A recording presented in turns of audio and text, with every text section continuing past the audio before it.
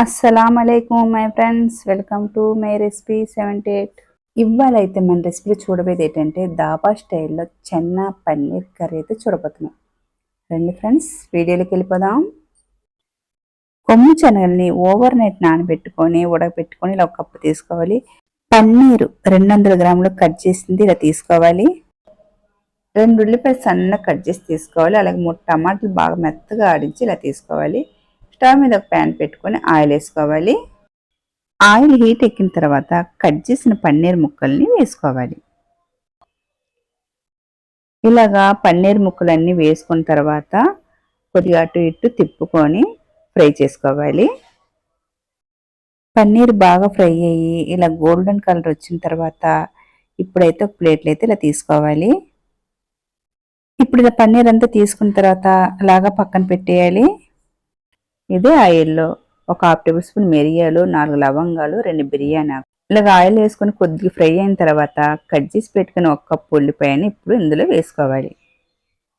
ఉల్లిపాయలు వేసుకున్న తర్వాత కొద్దిగా బాగా ఫ్రై చేసుకోవాలి. కొద్ది తొందరగా వేగాలంటే కొద్దిగా సాల్ట్ వేసుకోవాలి. వేసుకొని కొద్దిగా బాగా ఫ్రై చేసుకోవాలి. ఇలా సగం వేగిన తర్వాత ఇప్పుడైతే 1 టేబుల్ స్పూన్ వచ్చి అల్లం వెల్లుల్లి పేస్ట్ వేసుకోవాలి. అల్లం వెల్లుల్లి పేస్ట్ బాగా పచ్చివాసన పోయేంత వరకు ఫ్రై చేసుకోవాలి. ఇలా బాగా ఫ్రై అయిన తర్వాత ఒక 1/2 టేబుల్ స్పూన్ పసుపు వేసుకోవాలి. 1.5 టేబుల్ స్పూన్ కారపొడి, 1 టేబుల్ స్పూన్ గరం మసాలా, ఇంట్లో తయారు చేసిన గరం మసాలా, 1 టేబుల్ స్పూన్ ధనియాల పొడి, 1 టేబుల్ స్పూన్ చోలే మసాలా ఇలా వేసుకున్న తర్వాత బాగా కలుపుకోవాలి.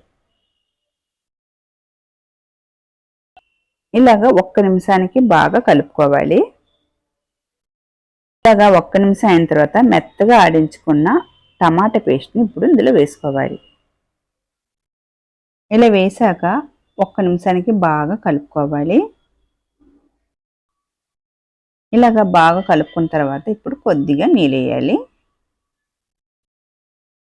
ఇలా కొద్దిగా నీళ్ళు వేసుకొని మరొకసారి కలుపుకొని ఇలా బాగా కలుపుకున్న తర్వాత ఆయిల్ పైకి వచ్చేంత వరకు మూత పెట్టుకొని ఉడికించుకోవాలి. ఇలాగ ఆయిల్ అంతా పైకి వచ్చాక మరొకసారి ఇలా మూత తీసుకొని మరొకసారి ఇలా కలుపుకోవాలి. ఇలా కలుపుకున్న తర్వాత ముందుగానే ఉడకపెట్టేసి పెట్టుకున్న కొమ్ము శనగల్ని ఇప్పుడు ఇందులో వేసుకోవాలి. ఇలా కొమ్ము శనగలు వేసుకున్న తర్వాత ఒకసారి బాగా కలుపుకోవాలి. ఇలా బాగా కలుపుకున్న తర్వాత ఒక 2 నిమిషాలకి మూత పెట్టుకోవాలి. 2 నిమిషాల తర్వాత మంట వచ్చి తగ్గించేసి మూత తీసుకోవాలి. ఇప్పుడు బాగా కలుపుకోవాలి.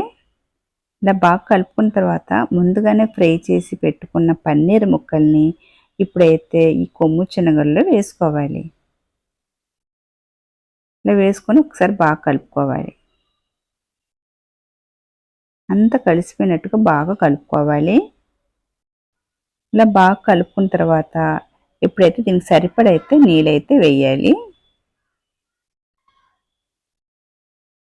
ఇప్పుడు మంట వచ్చి హైలో పెట్టుకొని ఒక 2 నుంచి 3 నిమిషాల వరకు బాగా ఉడికించుకోవాలి. ఇప్పుడైతే గ్రేవీకి సరిపడైతే సాల్ట్ వేసుకోవాలి. సాల్ట్ వేసుకొని బాగా కలుపుకోవాలి.